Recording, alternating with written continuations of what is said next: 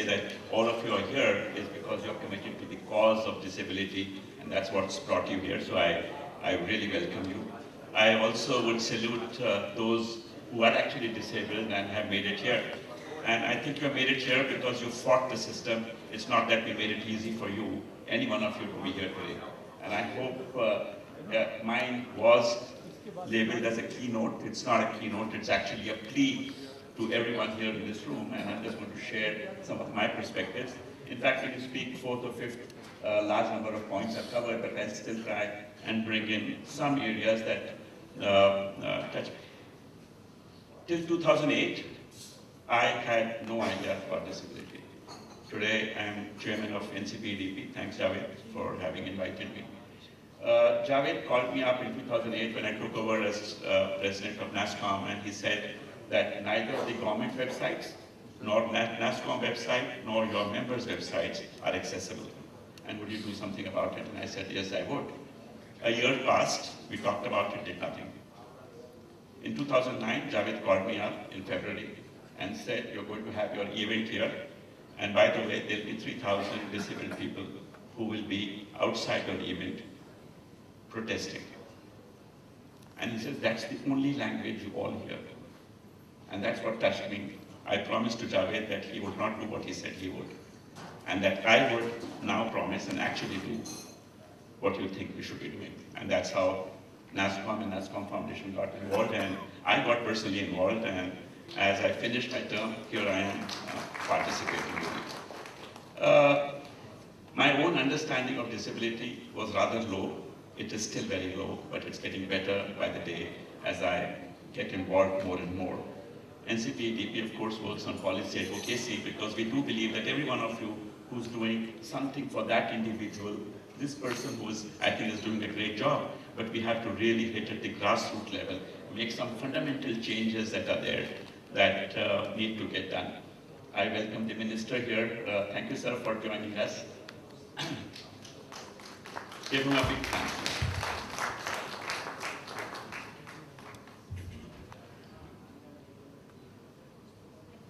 As I speak about it, Minister Gehlot has, I've met him almost at every function of disability, and I think that's his commitment, that while he handles large portfolio, he keeps joining us.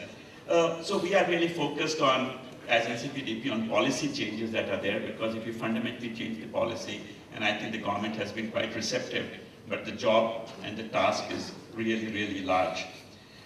Before we get into CSR, and I actually have a little issue with this word CSR and we talk about disability, because actually this is what we should not be doing. We have to be mainstreaming disability rather than it being treated one of the good to do things, which is CSR. And why is it so? You heard numbers, somebody is saying it's 2.8 crore people who are disabled. Some are saying, no, wait a minute, if you count 19 disabilities which UN recognizes, India currently recognizes only 7, and because we recognize 7, the census says 2.8, but if we take the 19 which are recognized around the world, it's probably 7.5 crores. And if we talk about people who get disabled because of age or medical disability over time, the number doubles. So whichever number it is, 10 crores, 12 crores, 68, it is a very large number that we have. And if the number is so large, the question is, how do we address this? It is heterogeneous. The onset comes early, but it is across ages. It is across gender. Disabled people are generally poorer. The conversion handicap that they suffer of converting them from disabled to being somewhat able is a big handicap today in India. Most likely illiterate and out of school. Less than 10% get access to school, and over 50% drop out after having gone into the school. Very few, a small percentage, 0.5%, make it to higher education. I'm the chairman of Punjab Engineering College, Chandigarh, and I've been attending the convocation for the last 2 years. 700 degrees we gave just last week, and it was the same number that we gave the previous year. There was not one person of disability. So ask yourself that while you're here attending this, how many people in your own companies have you actually, while you're giving money out and so on, how many people with disabilities are actually working in your organization. And those people who have been working, I think they have proven that they do well. We had a 28-year-old person who passed out from IIM Lucknow. He's blind. I'm sorry to use these words, but I think it's better to talk straight, right? He is currently doing analytics in Tata Motors. We invited him to one of our sessions, and he came and proved to us on a stage like this that he's as able as any one of you because he's using technology very well. In fact, he was wearing a lovely tie and he was very well dressed, and I said, Vishal, how do you do it? And he said, hey, you know, I wear coordinated clothes because he has an application which he can discover in his wardrobe what color the shirt is and what color the tie is. So I think it is feasible for us, and I think, like people said, it's not sympathy, it's actually real action that we need to get done.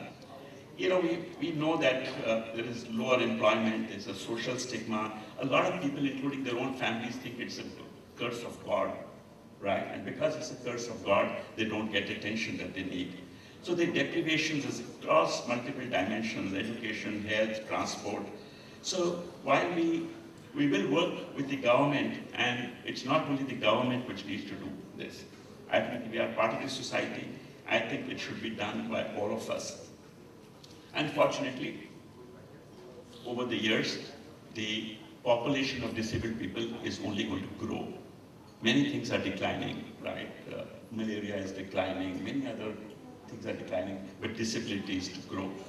Number two, I think we must very clearly note that disability does not go away when countries get richer.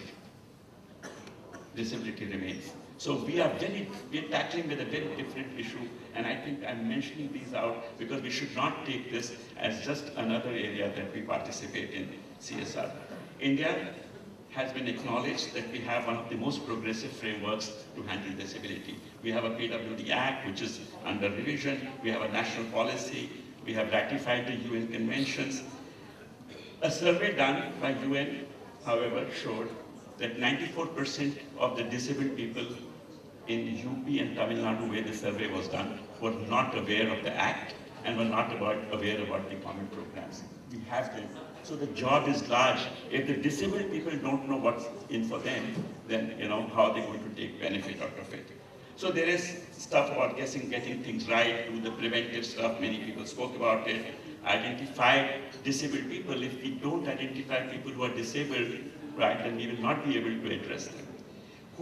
Can we provide early intervention? We heard about the cochlear implants, right, that were done early. I think that we need to get children to school. If they don't get into the school, they don't get into the system, they're never going to make it to jobs in our own companies, right? Even if our intention was to provide employment. So, we are very happy that, lastly, I think the social attitudes and awareness has to get increased. I have a granddaughter who's 6 years old, and she asked me where I was, and I was at one of the Helen Keller Award functions, and I was telling her that we had about 50% of our people there were hearing impaired.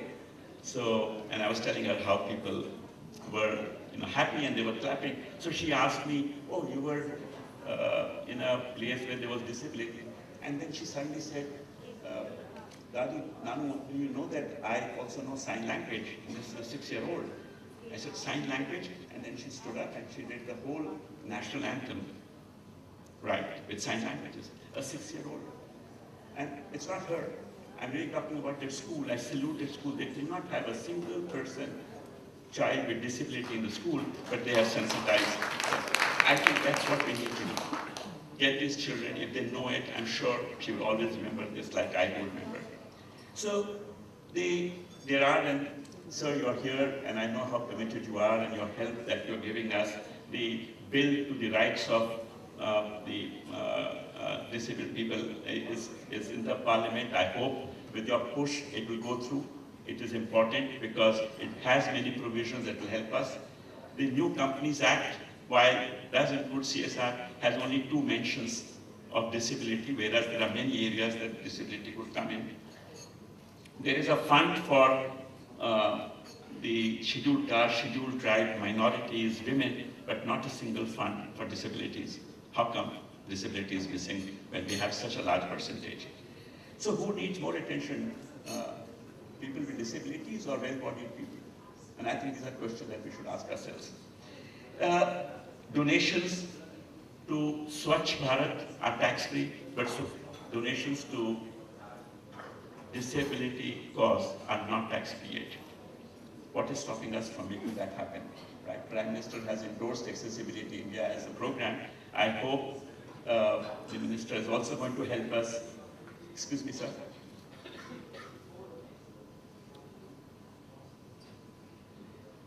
I hope the Minister would be helping us saying if Swachh Bharat can get donations tax-free, then why not the ones for accessibility are India also tax-free? So please do help us with this.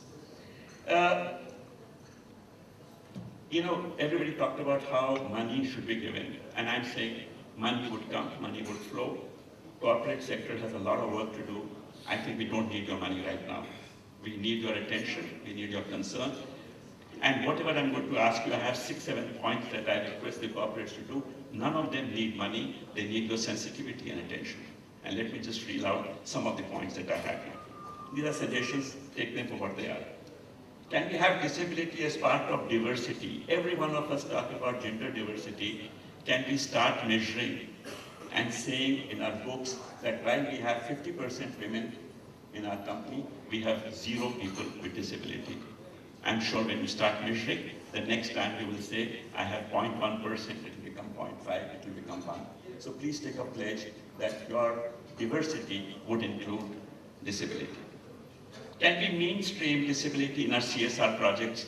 I asked Javed's team to go look at 500 corporations. We have many people from ISC. I hope you can do that research. We looked at all the policies of CSR. I could barely count in single digits companies which said disability is one of the things that we focus on. They had everything else but this, but if we have 16 crore people, I hope that can be done. So can you mainstream CSR as part of it? And by the way, you don't have to do disability. You're doing education, you're doing skills, you're doing employment, women empowerment, livelihood, poverty. Can you say in each of these I will also measure disability? That's all you have to do. Don't have to change your programs. Same programs of CSR that you're doing, but look at whether you're covering people with disability in these programs. Can we move away from charitable model for disabled people by doles and subsidies to having disabled people becoming more productive members of the society as our customers, as consumers, as potential employees as well? And I think the moment we start looking at this, things would start looking very different. How many of us do have in our CSR committees disabled people sitting there, whether they are from our own employees or outside? Who is better equipped to guide your CSR committee? Well-bodied people or people who can say, this is the kind of help which is most effective? So can we make a change? In the last 4 years in the NCPEDP board, I'm very happy, Javed, that we have today 5 people with disability of one kind or the other there. And I think they advise us, we understand what we should do best that helps them. Can we ensure that our products, our facilities and websites are accessible? Right? And it's not about the ramp, it's not about a toilet with a bigger door, you know it all, right? I think there is much more to be done than just having our, of course that's required and it's good to do, but what does it cost to make our products accessible? We spoke about Microsoft, iPhone, every one of them have large number of features which are actually meant for people with disabilities. Can we build those features into our products that we can do? And we did have that conference in Bangalore where people did commit that they're going to do this. But don't think of, the problem is we think, wait a minute, in the last 5 years, not a single person of disability came, so why do we have to do it? So if our measurement is going to be how many people will access, no, please think what happens if one person accesses. I was very embarrassed when Javed came to my office, right, it's on rent, and it wasn't accessible. And now he doesn't come to my office. Every time we have a meeting, I have to go to his office. Why can't he access mine? Right? So I think that one person that is accessing, please think of that rather than, and by the way, it's not going to cost you if you design it right from the beginning. So we at NCPEDP are working with the government, we are working with the railways, we are amazed with the kind of response we have got in the budget. The railway minister mentioned disability, at least in 5 different places. But there are many things, smart cities, everything that's happening, we need your help to ensure that that's part of it. Corporates have a power of advocacy. You do it all the time with the government, and there are many people who are representing those who are doing advocacy. Can you please help us do advocacy at state level? Can you, because there are many issues that are at the state level, and we need to change the mindsets there as well. So, you know, as we leave this conference today, would each of us resolve that we would go back and start making a difference through our companies and ourselves to the disabled people. This will be the biggest contribution that any one of us would. We come to conferences and so on. We hope that your presence here today would be a bit different. You would go back and make CSR as your mainstream. Thank you very much.